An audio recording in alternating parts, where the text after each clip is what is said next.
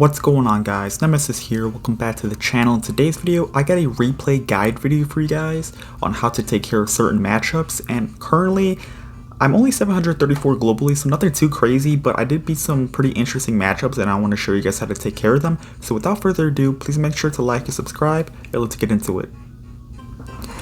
Okay, so we've got our first game here against Rad. He's a professional player. I forgot like what team he's on, like what team he played for in the past, but he's a really solid player, and he's going to be playing the Lava Loon deck with Mighty Miner in it, which is a pretty annoying matchup. Like, I hate playing against Mighty Miner because it has so much HP and the Tombstone in general. But to be fair, Poison's also just better against Tombstone in general, so that's why I like playing Poison as well. It's just a pretty good card. He's gonna go for Mega Minion in the back. I'm just gonna go for Battle Ram in the back as well. I take a Zap just to make sure to finish off that Tombstone, so we have to play more things for the Battle Ram. And yeah, so we're gonna be chilling right here. I think I'm just gonna go for a Ghost in the back just to play a little bit passively. And he's gonna go for a Lava in the back, which is totally fine. Honestly, I could have played this Electro Wizard a little bit sooner so that Mega Minion didn't get a shot on my tower, but it's totally fine at the end of the day. So yeah, I'm going to put my E-Wiz right there. He's going to go for the Mighty Miner. And now I'm just going to go for the Pekka, I believe, because I want to make sure I protect this Electro Wizard. It's really important to protect your air defense in this matchup because you need your air defense as much as possible. I'm going to go for Minions plus a Bandit right away. And I want to try to overwhelm this Tombstone because I know he didn't have good cycle and he didn't have as much Elixir. So that's why I went for the Bandit immediately. Because like I said, as long as his Tombstone is gone right there, I knew for a fact I was going to get a lot of damage right there. So I'm just going to keep pressuring up now because he's super down in Elixir and I have a Royal Ghost. So things are looking super good for me right now. He's going to go for Skeleton Dragons, which honestly I don't even really agree with. I think he should have just like ate the damage and went for like another Lava Push or something. So I recognized that he was still super low in Elixir. So I'm just going to keep pressuring up. So I pressured with the Battle Ram. And we are looking super good right now. He's going to go for the Mighty Miner, which is totally fine. At this point in time, I think I just go for an Electro Wizard in the middle, just in case he wanted to like play the ability. It's not going to really do anything except for hurt my Electro Wizard a little bit. And then right here, I go for a Bandit just to kind of pressure up a little bit more. It's really important against like any lava decks that you want to keep the pressure up. You want to like keep them on their toes so they don't like overwhelm you. You don't want them to get like a really good lead and having them get a lot of momentum, because that's when they start to beat you, is when they have a lot of momentum on their side. I'm going to go for a Poison plus an Electro Wizard right there. I'm going to go for Minions as well. And we're vibing right now, honestly. So I'm just going to go for, like I said, the Minions right there. He's going to go for the Mighty Miner on the right-hand side. And I believe he goes for a Mega Minion too. Yeah, there's the Mega Minion. And to be quite honest with you, I think I could have defended this right-hand side tower with a Battle Ram, but I decided to let that go. So I think that honestly might have been a misplay on my end. So yeah, I feel like I could have definitely defended that, and it didn't have to go to overtime, but it is what it is.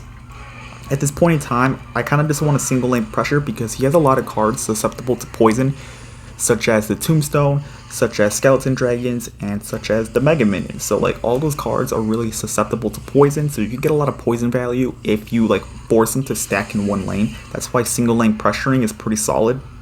I'm going to go for a Electro Wizard right there, and I'm going to go for a Ghost just to keep up the pressure. Like I said, you don't want to just be constantly defending, you want to keep up the pressure as well. He's going to go for the Fireball Zap. I'm just going to go for Minions right there. And I'm just going to go for the Battle Ram because I was kind of skeptical about those skeletons, honestly. And I'm just going to take a really good Poison again because obviously Poison is pretty key in this matchup. And yeah, so far so good. I'm just going to keep the pressure up so he doesn't build a really big like Lava Loon push again. And at this point, I'm just playing things in the middle just in case if he wants to play like a balloon or something. But he plays the balloon right there, which is totally fine. Does not matter, and I'm going to take the Poison for game. So that is how I like to take care of that matchup. Let's go for the next one. Okay, so we get our next game here, and he's going to be playing the Minor Wall Breakers deck with Valkyrie and Magic Archer, Tornado, and stuff. So like I said, so far I'm just going to be playing a little passively. I think I'm just going to go for a Ghost in the back. Like I think, like I said, like for any matchup, I'll just kick things off with a Ghost or a Bandit just to see what they are. But this guy was waiting a lot. Like as you can see, he's waiting a lot. So when they wait a lot, I like to pressure with like another card at the bridge, like a Battle Ram, because they're more likely than not waiting to get the king activation for tornado because they probably have a tornado in hand. So, and this guy does have a tornado in hand. So with that being said, I'm just gonna play a ban in the back, and I was like, I don't want to play minions as well because he's just gonna go for like spear goblins and stuff. So I was like, okay, like I kind of just like screwed myself over with giving him king right there. I could have potentially played a Pekka at the bridge, but I don't know if that would have been worth it. So I'm just going to just kind of man up and just take the tornado activation pretty much. I'm going to go for Electro Wizard in the back and play the Ghost on the right hand lane. It's really important in this matchup that you want to build really big Pekka pushes in the back, especially on your weaker side tower. That's where you want to play the Pekkas. Like you want to play Pekkas in single and in double elixir, and just start rolling them a lot. But you can only roll the Pekkas in the back if you have a good elixir advantage or you know their cycle, because you don't want to get like punished if you don't have like a ghost in hand, or if you're down elixir, they'll just like minor wall breakers you, take a lot of damage, and they can still defend if you don't like formulate your push correctly. So yeah, I think right here, let me see. Yeah, we're just resetting right here, so it's totally fine. I think I roll a Pekka in the back. I'm not exactly sure what I do here, but I think that might be the correct play. Let's see what he wants to do. So yeah, we're both just waiting. Okay, he goes for Magic Archer. So I actually take a poison right here and I take a poison all the way down low because if I play the poison high, there's a chance that Magic Archer would actually walk outside of the poison. So I want to make sure that Magic Archer stays in the poison and actually dies. And I go for the Ghost right there, and I time that Ghost really good, where the Ghost would actually hit the double wall breakers. But the thing is, he played a Tornado preventing that from happening, so that was pretty unfortunate. He's gonna go for a Fireball, which is totally fine. I go for a Batarang, and I'm a really big advocate on playing Batarangs at the bridge in this matchup instead of playing them in the back, because what you want to do is you want to dismantle the bomb tower as quick as you can before it gets a lot of value on your troops. So like if you play it in the back, that bomb tower is going to be getting a lot of value on top of your Pekkas and like on your bandits and E-Wizzes. But if you played at the bridge, since this guy doesn't have a reset, your Batarang is going to always connect to the bomb tower unless he plays like a Tornado or like a Valkyrie on top of it, and it's going to dismantle the bomb tower before it gets too much value on top of your troops. So that's why I play the Batarangs at the bridge all the time. See, I'm going to do it again just to dismantle his bomb tower really quickly, just like that. Start DPSing it down, and I'm just going to go for an E-Wiz right there. I'm just going to keep spamming him because at this point he's kind of just hurting. So yeah, I'll go for a zap on the Spear Goblins. He's going to go for the Valkyrie, totally fine, does not matter. And I don't even bother taking a poison, man. My E-Wiz is going to town, so yeah, that is how I like to take care of that matchup. Let's go for the final one. Okay, so we get our final game here against TSI Naxio, and he's going to be playing the Skeleton King Wallbreaker's drill deck, and this deck is super popular as well with the skeleton army and stuff like that. Thankfully, like, this guy does not have guards, because guards, just in any deck, is just such a hard counter for Pekka. Like, it's unbelievable.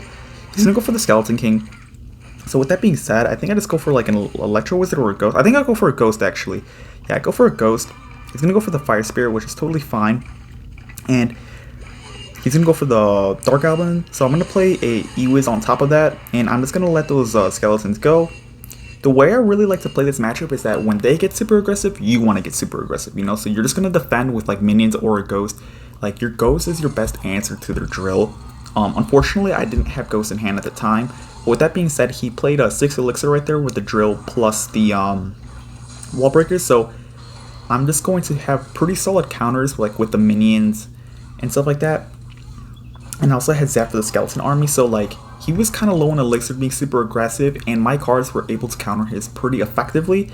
So with that being said, I just built a really big counter push right there with the minions, and I had Zap for the skeleton army, so everything was going good. If I want to pressure him right there, I can't get punished because anything he plays is just going to go down, just like that Skeleton King. Like he has no Skeleton King on the map anymore. I played a Ghost right there because I knew he didn't have good cards in his hand, like he didn't have a Skeleton King. So like when the Skeleton King is out of hand, you want to play stuff at the bridge as well, because that's their only like mini tank to defend against your bandits and your ghosts and stuff like that. And I'm just gonna kind of keep repeating the process again. I'm gonna go in, and yeah, this is looking super good so far. I go for the poison to take care of that Dark Goblin and to take care of the Skeleton King. So yeah, so far so good, honestly. I think there's a part where I misplay a lot or something, and he pretty much just comes right back, which is pretty unfortunate. I think right here, I'm not too sure. Let me see here. Let me see. I think, okay, I go for minions, and then I go for, yeah, like, look at all those goblins. They were just, like, destroying my tower. So, like, I think I could have formulated my defense a little bit better right there, so that didn't happen. But it is what it is.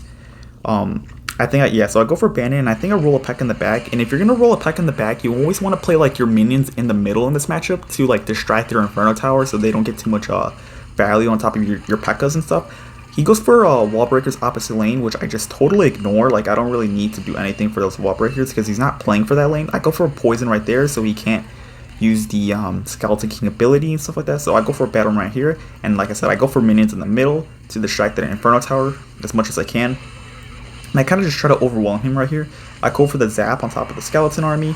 Totally good. I go for the poison for the Dark Goblin. I go for the Royal Ghost on top of the wall breakers. And we are chilling right now.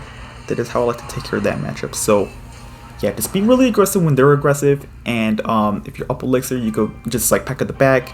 And play minions in the middle if they're going to go for the Inferno Tower. So thank you guys so much for watching. And I'll do more videos in the future.